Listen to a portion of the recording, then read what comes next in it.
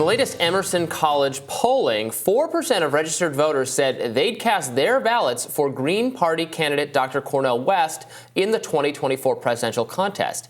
Here with us now is Dr. West himself. Welcome to Rising. Oh, it's always a blessing to be here with both of you all. And I apologize, I misplaced my glasses, but I hope I have insights that I don't need my glasses for. Well, we are happy to have you join us in any condition. Thank you so much for being here. First off, right off the top, want to get your reaction to something Senator Bernie Sanders said about your candidacy. We're going to play this clip from him and then have you react. Let me ask you about Cornel West. He was a co-chair of your campaign in 2020. He's flirting with a Green Party bid for president. The numbers tell the story between 2016 and 2020. You can directly correlate the two third-party candidates, their collective total. That was the difference between Biden winning states and Clinton losing those key states. Are you trying to discourage Cornel West from running? Well, I've known Cornel for many, many years. He's a very independent-minded guy. He will do what he wants to do. I just think, again, I think Cornel or anybody else can play an important role now about raising issues that are not always discussed. But at the end of the day, I think the progressive community in general and the American people have got to make a decision as to whether we stand for democracy or authoritarianism, or whether or not we're going to represent working class families. What's your reaction to what Senator Sanders says there? Oh, no, I think that Brother Bernie's being consistent. You know, he said that all along, and I can understand the argument. I think it's a plausible argument. I just don't think it's a persuasive one. I think that the argument he's making means that there's never any possibility for breaking from the corporate duopoly. There's never any possibility of trying to speak to the needs of poor and working people. I'm fresh from Mississippi, as you all probably know, there in Rankin County with Brother Jenkins and Brother Parker. I was there, the precious mother of Jenkins, Mary, and those lawyers down there, Brother Malik and Brother Trent. They're dealing with issues that the Democratic Party won't touch, which is issues of poverty and intense police brutality. And we haven't even got to the military adventurism abroad. So I think in many ways, Brother Bernie's making a plausible argument, but I think deep down in his heart, he knows that the Democratic Party has no fundamental intention of speaking to the needs of poor people and working people. They are dominated by their corporate wing. They're dominated by the militarists when it comes to foreign policy, and that he and AOC and the others are going to be, in a certain sense, window dressing at worst, and at best, people to appeal to every 4 years. But the Democratic Party is beyond redemption at this point when it comes to seriously speaking to the needs of poor and working people. Yeah, I would tend to agree. I do think that there's this argument that's very persuasive to a lot of voters that says, well, yeah, I don't think the Democratic Party is going to do anything more than to maintain the status quo. I completely agree with the critique that it's a corporate party. It's why I potentially supported Bernie Sanders in 2016 and or 2020. But Donald Trump does present an existential threat, and therefore I'm going to bend the knee at the end of the day and vote to prevent him from getting a second term of office. And Dr. West, this was a position that you took ultimately in 2020, going ahead and voting for Joe Biden. So can you help us understand why it is that you feel differently now, and you know how things have changed if they have? Well, I think we've reached such a low point in the nadir that either we go for broke and try, in fact, to reshape most of the political system. It'd be nice to have rank priority voting and proportional representation. That would be a positive thing. Democratic Party has no interest in that whatsoever. It's clear that Biden and company have no serious interest in trying to scale back on the militarism abroad. They have no serious interest in trying to really make poor and working people a priority. So that Bernie's argument, and again, I love my brother no matter what, but Bernie's argument is there's never time to break. And part of the paradox here, my sister, is the neo-fascism that's escalating is predicated on the rottenness of a system in which the Democratic Party facilitates that frustration and desperation because it can't present an alternative. And if the system, if America is unable to present an alternative to the Democratic parties in the end, then we're going fascist. Yeah. We just need to acknowledge that, because we're going to go sooner or later. It's going to go back and forth. So we've got to have some kind of break, or at least raise our voices and tell our precious citizens the truth about our condition. The 63% of our brothers and sisters of all colors who are citizens, who are living paycheck to paycheck as the beginning. Now, Brother Bernie understands that. Don't get me wrong. He's on my side in that sense. But at this particular historical moment, he's on the side of the Democratic establishment rather than the critics of that establishment trying to generate an alternative. Yeah, it's interesting. I think that some people are also wondering, whether or not your candidacy is the type that is endeavoring to bring certain issues to the foreground, as Bernie characterized it, saying that, yes, it was important to be talking about progressive issues, those kinds of things, but that you might ultimately not be willing to take this through to the end because of concerns about spoilers. In fact, progressive editor-in-chief at Current Affairs magazine, Nathan J. Robinson, recently suggested, quote, "If I were Biden, I would be inviting Cornel West to the White House and asking him to submit a list of policies he would take in exchange for dropping out." Again, framing this as purely a leverage opportunity as opposed to a sincere effort to take this to the finish line. Journalist Glenn Greenwald responded to Nathan Robinson's suggestion, saying, "Sorry, but Cornel West is way too smart, sophisticated, and experienced to be bought off by some craven White House pageantry and empty gestures and promises made by a Democratic Party that is enslaved to its donor base and neocon doctrine of endless war. He's not Bernie or AOC." What do you say to that? Which one of these men is right? Should people be concerned that they don't want to get behind you because ultimately they think that this is a symbolic campaign and you're not willing to actually go through the general election? No, I think Glenn is right. I think the first option we've seen with Brother Bernie at the highest level, I mean, Bernie remains a historic figure in terms of at the presidential historical level, being able to galvanize a serious progressive following. It's just that in the end, I was on the platform committee. We brought all the pressure and power we could to the Democratic Party to no avail. It was symbolic and it was over. And once they moved into power, we were taken back to the caboose on the Democratic Party train. And I think that's just, that's the way the Democratic Party is. It's so tied to Wall Street and war that in the end, it's not going to seriously speak to the people I'm concerned about, which are the poor and working people here and poor and working people abroad. What can we do to get more, competition in our political system? The two-party duopoly is so powerful and forces a lot of people on the Democratic side, people like Bernie Sanders in the squad, to fall in line because there's there's perceived to be no viable alternative.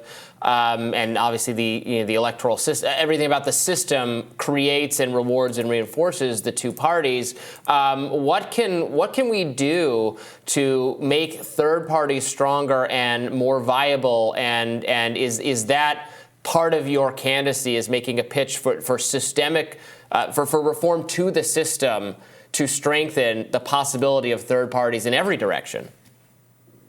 Absolutely. And I agree with that in regard to the Libertarian Party and a whole host of other parties, namely that we've got to have ranked choice voting, we need proportional representation, and we need to abolish the Electoral College. And even if we did those, we still need campaign reform. As long as that big money is poisoning our political system, increasing the corruption, making it difficult for high-quality candidates to emerge. Isn't it interesting? Look at all the magnificent, intelligent, imaginative fellow citizens, and we end up with these milquetoast, mediocre politicians of both parties. There's a hemorrhaging taking place, a major hemorrhaging taking place, and most Americans understand that. And as my brother puts it, Cliff, he told me the other day, he said, "Corn," he said, "I think you're the best candidate. I support the best candidate, and they view you as ending up supporting the worst candidate. Is that the best that America has to offer?" And I said, "Well, Cliff, let me think and pray on that, brother. That's a powerful point. That's a powerful point. So you have to end up supporting a mediocre milquetoast Biden? Please." Are you confident that Biden's going to end up being the nominee? I was reflecting on 2020 and remembering that Bloomberg didn't get into the race until November of 2019. Many months out, and he was perceived by some to be a last-ditch alternative to Bernie-style candidate who was able to self-fund. Obviously, he's one of the richest men in the world, who could be a stopgap measure if Biden didn't take off, if Bernie seemed to be really poised to take it, to make sure that there was still a corporatist heading the Democratic Party. Are you confident, given recent polls showing that Joe Biden is going to lose to Trump, regardless of whether or not you're in the race, but especially if you're in the race, that there will be an effort to replace him as the Democratic nominee?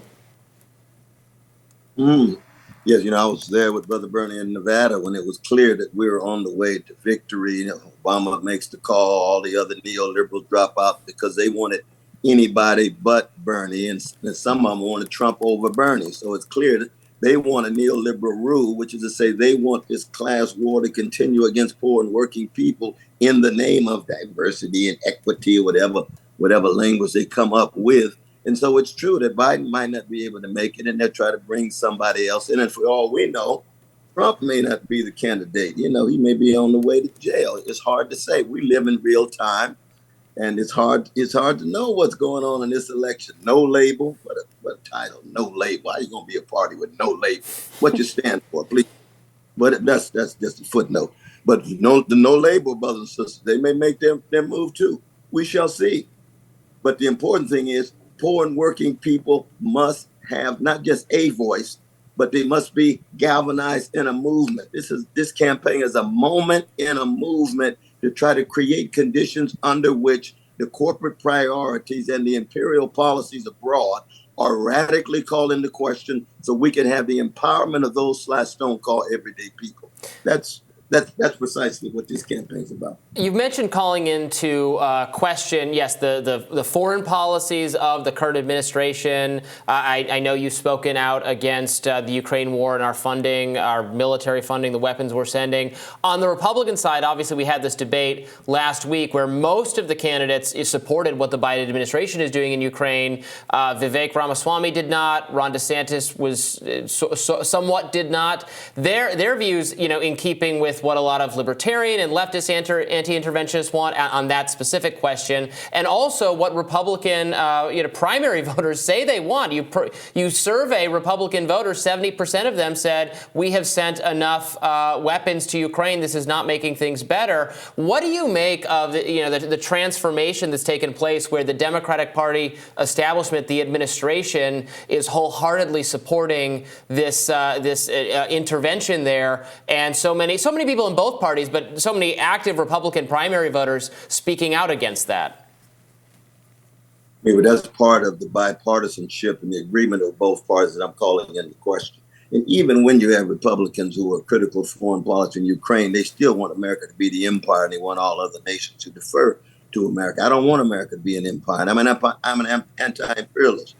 I want America to be a decent, dignified nation among nations. So my critique of what's going on in Ukraine is not just an agreement about a war, but it's about the role of the United States in trying to shape the whole globe in its image, and using NATO as one instrument among a whole host of other instruments. Now, I am also in solidarity with my Ukrainian brothers and sisters. I don't want people to ever think that I downplay that suffering. Not at all. That's why I want to bring the war to a close. That's why I want a fair diplomatic process, and so forth. But at the same time, this is a critique of the American empire. This is not just a critique of isolated war. Democrats have been the party of war. That's why Martin Luther King Jr. broke with LBJ. Look what LBJ was doing for poor people. It was a marvelous movement, war against poverty. But Martin King said no. And in the end, those bombs dropped in Vietnam are going to land on ghettos and barrios and reservations and poor white communities. Brother Martin was right. We know that 60 years ago, yesterday, when he was talking about we need a fundamental change in our priorities. He's absolutely right. That's my tradition. That's Fannie Lou Hamer when I was down in Rankin County this weekend with Malik and Trent and Brother Kareem and Brother Coach Campbell and others, to see the humanity and the dignity of these poor folk still undergoing unbelievable police brutality, unbelievable poverty, and yet fighting back. See, that's the best of America. That's Rabbi Heschel. That's Edward Said. That's Dorothy Day. That's the best of America. We have a tradition in our own country that connects with indigenous people and women and gays and lesbians and precious trans and black folk and brown folk, not in a narrow neoliberal identity politics, but in a profound human sensitivity to the suffering of the least of these, the most vulnerable, those who are pushed to the margin. That's seems to me, that's what it is, to try to be a decent person with integrity before the worms get your body. Yeah, if I could just, as I'm reflecting on what I think makes you compelling to certain people in a political context and beyond, it is, I think, your constant kind of centering your views, your beliefs on this idea that there is a strength in the shared needs and values of poor and working class people, regardless of race, color, creed, and all of those kinds of things. And you talk in a way that's very sympathetic and frankly loving to even your political adversaries, in a way that I think really models what a lot of politicians say they care about, as they say we need to be less divisive, we need to find a sense. I think Vivek recently said we need a sense of national identity to bind ourselves together because we're so racially diverse and things like that.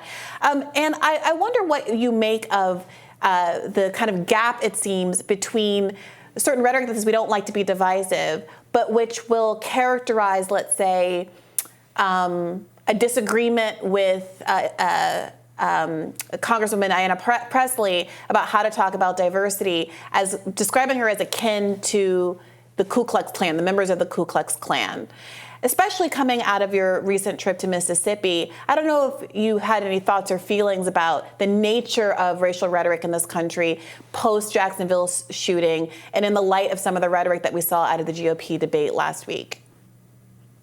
Yeah, one might be assistant. I appreciate that question. But our discussion about race is just so impoverished, and it's just so shallow, and it's so empty that if we can't begin with the precious humanity of all of us, no matter what color or gender or orientation, and then keep track of the very ugly and vicious structures of white supremacy, and the structures of male supremacy, and structures of homophobia, and structures of anti-Jewish hatred, and anti-Muslim hatred, and anti-Arab hatred, and so forth, then we're going to end up just moving pawns and making these crazy, this asinine, obscene analogy between the Klan killing folk, lynching folk. Look at Emmett Till. I was there with his family. That is barbarism at its highest level. And then the response of black people is Emmett Till's mama. I don't have a minute to hate. I will pursue justice for the rest of my life. That's a spiritual and moral achievement that I'm not going to create a black version of the Ku Klux Klan. That's the level of humanity and morality, and I would even say spirituality, that we need. And it comes in a number of different ways. There's secular forms of that, Muslim forms, and Malcolm X says, I'm for truth, no matter who's for it. I'm for justice, no matter who promotes it. I'm a human being. I'm a black man. I'm a Muslim. It comes in Martin Luther King Jr. and Fannie Lou Hamer. There's a number of different traditions that keep that human connection. And that's what we're losing. That's what we're losing. And we lose a human connection in the end. What is it for anyway? That's why I use the musicians all the time. You see my John Coltrane here. You see that Bill Evans on the piano with Miles Davis's quintet. He's not a white ally and involved in identity connection with black folk. He's in the band. And if you got folk in the band, they're in the band to struggle for truth and justice, no matter what color they are. Black Clarence was in Bruce Springsteen's band. He wasn't a black ally in the band. He was in the band. A Greg playing drums and Sly Stone. They in the band. Being in the band is being on the love train, being part of the justice train, being concerned consistently, but acknowledging we're always going to disagree. That's why I can disagree with Brother Bernie and still have him as my brother, but we're on different sides at this particular election. Same would be true with anybody else, feminists, black nationalists, we can go Marxists and so forth. If we overlap in the foxhole. And that's the crucial point. You see, when you get in that foxhole, you just don't want ideological correctness. You want folk who really care for the people. You don't want folk just talking about justice in the abstract. Any justice that's only justice soon degenerates into something less than justice. You got to care for the people. You got to love the people. And some of us are willing to live and die for the people with a smile on our face. Because what the people have done for us is beyond language. It's beyond words. And that begins with Mom and Dad and Shiloh Baptist Church and the Black Panther Party and a whole host of activists who have shaped my life. Dr. West, thank you so much for joining us today. We really appreciate it, and we hope to have you back again soon. But I always salute you all. You all doing a wonderful job. I tell you that. Thank you. Thank you so much, Dr. West. We'll see whether I catch up with my glasses. You know what I mean? Well, we wish you luck on that for certain. Absolutely.